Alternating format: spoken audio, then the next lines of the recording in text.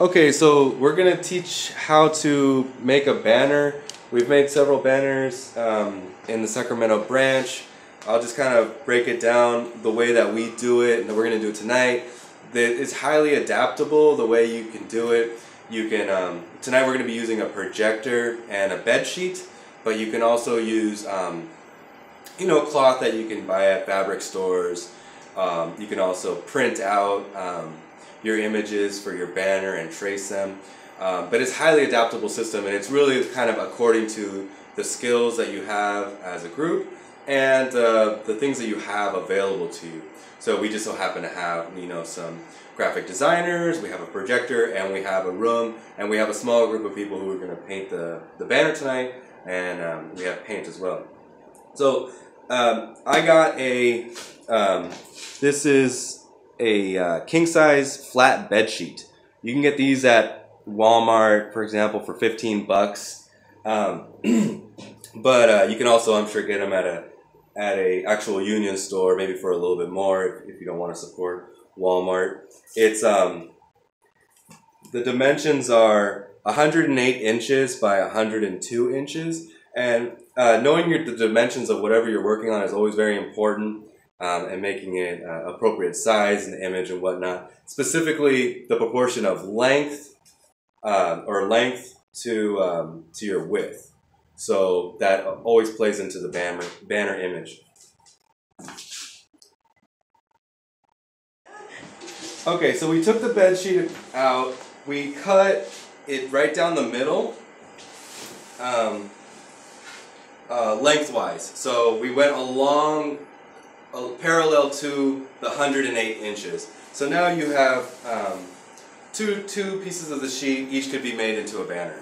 Now what we're going to do is, you'll see this in a second, we're going to go ahead and put this banner onto that wall, and it's going to then, we're going to shine the projected image onto it, and then we can trace it. Okay, so now you can see that we put our banner up on the wall. A couple things I did want to say, the banner paper up on the wall. A couple things I wanted to say about it is, put the pin in the top, this top center one first, then put this one, and try to make sure it's straight.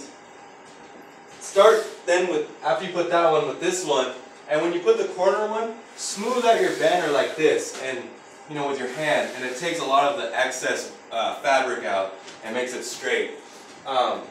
And also another point is that the image, and you'll see in a second, it ends about right here. And there's this extra fabric. You always want extra fabric on the end, especially in our case because we're going to be sewing it and turning it into a little pocket for banner poles. So I'm going to turn off the light right now just so you can see how the image from the projector looks on the banner fabric. So now what we're going to do essentially is go ahead and trace while it's on the wall using permanent marker. If the image is red, use a red marker. Black image, use black. Yellow, etc., down the line. And when you're done tracing it, at that point you can start painting it. Keep in mind that if you're doing this on a white wall and you're using marker, it's going to bleed and it's going to go onto your wall. So if you're concerned about, the presentation of your wall, you're going to want to put newspaper or pieces of cardboard behind the banner fabric. We just finished tracing the banner. I'm going to flick on the light. Oops, can you hit the... So that'll periodically happen. The screensaver will come on the camera. Somebody was saying, where do you get projectors? The first projector we found for $90 on Craigslist. It was a used one, and it worked really, really well for a number of years. It recently just went out on us. So you can find projectors on, eBay and Craigslist used, and they're really good. So I'm going to turn the lights on. And now, as you can see, we just have, the traced banner. We're going to take it down now. We're going to put newspaper down on the table, put the banner on top, and start painting it in. That's it. So now you can see we're painting the banner. We put it down on the table, and we're just filling in the lines. It's starting to come together. So we just painted the banner.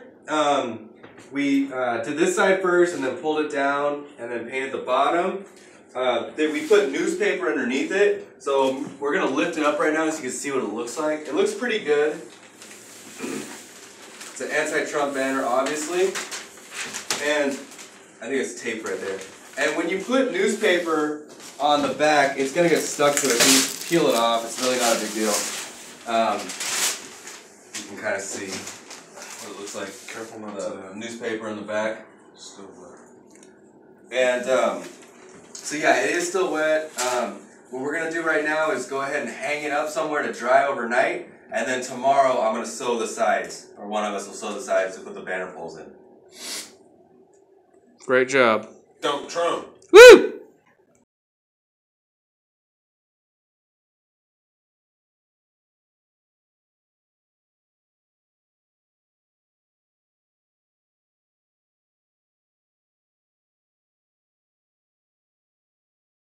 Okay, so I just wanted to say a couple more things. After we painted the banners, we used them in the demonstration in March this past Saturday, which you just saw some photos of.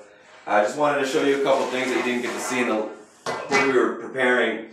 Like I said in the video, we left excess fabric on the side. So if you can see, we sewed right here, all the way from the bottom to the top, and then put the top sewed this way on the top as well. I'll bring the camera closer so you can see what the stitch looks like. And it creates a little pocket that you can put the banner pole in through here all the way up to the top where it's sewed at the top, and it won't go through there. Show you what it looks like to put a banner pole in it. This is a pole that you can get at like most construction stores in the garden center, I think. They're about 10 bucks. Looks like this.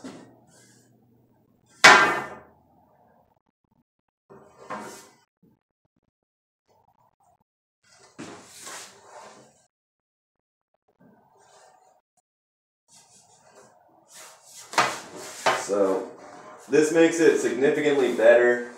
You know, when you have comrades who can hold the banner and march with it, obviously on both sides, and you're able to lift it up. It comes out a lot better generally than holding the banner at your hips. But if you don't have the sewing machine, or if you don't, you could use staples. Just staple up and down the whole thing, or do something else. And if you can't do any of that stuff or get a pole, you could always just hold it right here as you're marching. And then the last thing I wanted to say was what you might have seen in the video is that the banner bled in the rain. We were marching in the rain. So it doesn't look too bad right here, and I think we're going to keep using it. We might try and touch it up. But this will happen if you use a bed sheet, depending on the type of fabric. It just bleeds through the actual fabric itself. And it looks like the black held up better than the red. But we also sprayed Scotchgard on it the night before, which helps a lot. But if you get other types of fabrics, they don't bleed as much. I think satin or some other types of fabric, I'm not sure about the name of them, but they're thinner and I think have less cotton in them. But the paint we use is just regular acrylic paint.